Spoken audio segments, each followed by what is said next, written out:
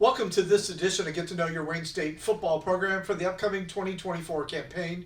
I'm Sports Information Director Jeff Weiss, and joined today by Offensive Coordinator, Quarterbacks Coach Russell DeMasi. Russell, welcome to the show here. Yeah, appreciate y'all having me on. Well, last year you had quite a few guys rotated in at quarterbacks. Obviously, your first year on staff, we had 2 grad students.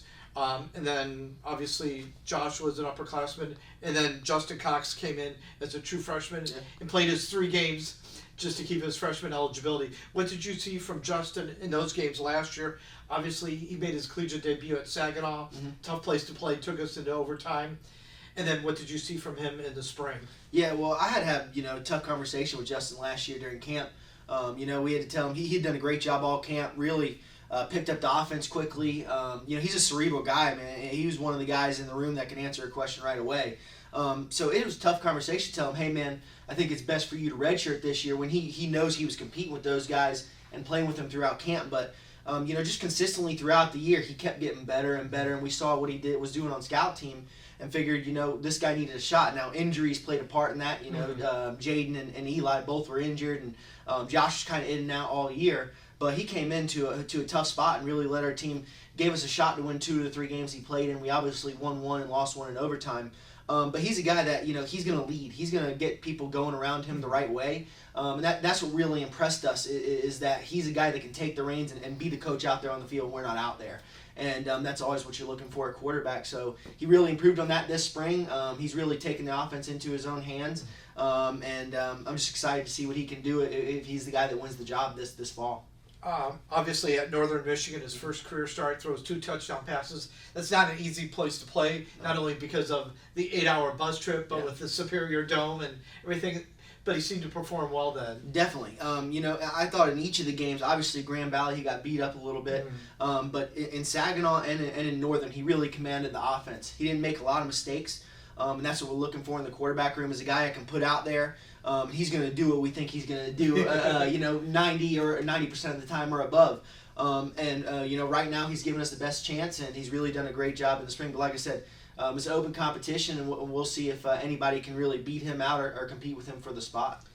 Kane Mack, another true freshman a year ago, obviously redshirted because of all the other guys playing, but he's somebody that's got a high ceiling too. Yeah, unique skill set. I mean, he's a big guy. Like you said, he got written down there, 6'3", 215, and he runs like it. He's got a little bit of speed and athleticism, but I think his best trait is his physical nature in the running game. And he has got a strong arm. I mean, he's got a super strong arm. Now, the difference with him and Justin is it took him a little bit longer to grasp the offense. Is probably why he didn't have the opportunity to play.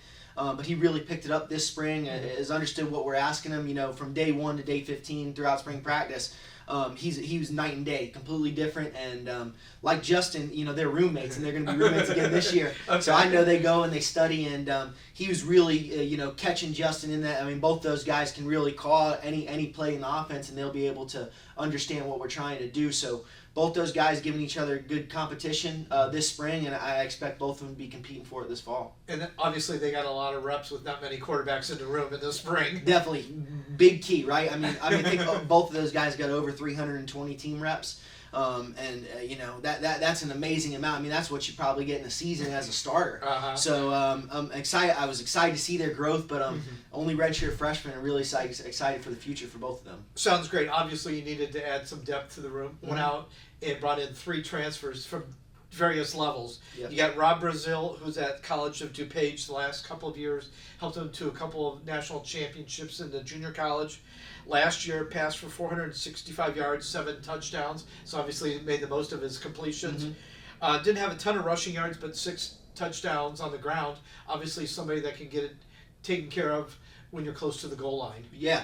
No, like you said, 3 transfers. I think a key for us in recruiting was, we're bringing back 2 redshirt freshmen. We want to bring in guys who have played before and create competition in the room. That doesn't mean they had to start. They had to show us, on film, in game time, what they could do. And I think that's what all 3 of them did. And starting with Robert, he redshirted 1 year at DuPage and then won 2 national championships. Really is more of a rotational guy at quarterback. but his skill set, fits what we want to do. He's a guy that is dual threat. He makes good reads, and he's pretty accurate. He can make a adjustment or throw on the run and really hit a guy in stride that wasn't really scripted. So that's interesting to see. And then when he pulls it down and runs with, man, he's a real threat. Our real focus was dual threat guys that can not just pass or not just run, but can do both, because we want to be balanced on offense. And he's one of those guys. So excited to see, what he does when he gets to practice here and how he grasps the offense. We've been meeting over the summer, and he's excited to get here. So really excited to see his skill set once he gets here. Sounds good. You talk about guys, bigger guys. You got Cameron Davis, 6'4", 215, played Division II ball last year at Mississippi College, passed for almost 850 yards, played community college the year before.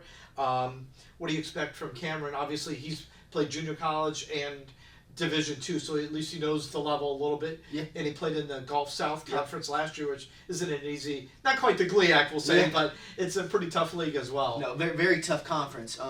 And the guys we recruited all have a little bit different of a skill set, and that's kind of what I'm excited about. I don't look for one guy to fit my system. I look for the best football players, and then we'll put them in the right positions or the right system once they get out into the field.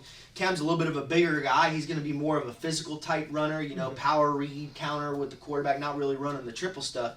But as far as a passer, he kind of compares to Kane with that he's got a rocket for an arm, and he can really stretch the field with his passing style. So again, two different guys in him and Rob, and the third guy we'll talk about, Champ, is a little bit different. But he's the guy. Cam has really got the most experience coming into the room. So I'm really excited to see what he does to push the other guys, and see if he can win the job, because that's what it's going to be about. Is the guy that we put out there that does the most things right is going to be the guy that wins the job. So he's definitely got a head up in playing experience. So we'll see if he can come and grasp the offense and really put himself in a position to play. The third transfer is Champion Edwards. Comes from an athletic family. His dad played defensive back at Utah State. His younger brother Maximus is coming in as well. Champion played in El Camino Junior College in Florida last year. Originally is from high school in Utah at American Fork High School. So what can you tell us about Champion? Yeah, no, he's going to be traveling a little bit, obviously, coming from Utah. But he's kind of like the middle between Cam and between Robert, where Robert really is electric with his feet. Cam can get it done with his arm. This guy can do it both. He can break a home run with his legs, but he's got really fluid release, gets rid of the ball on time most of the time. And he's very smart. I think within 2 times meet with him, I could tell he was going to pick up the offense very quickly.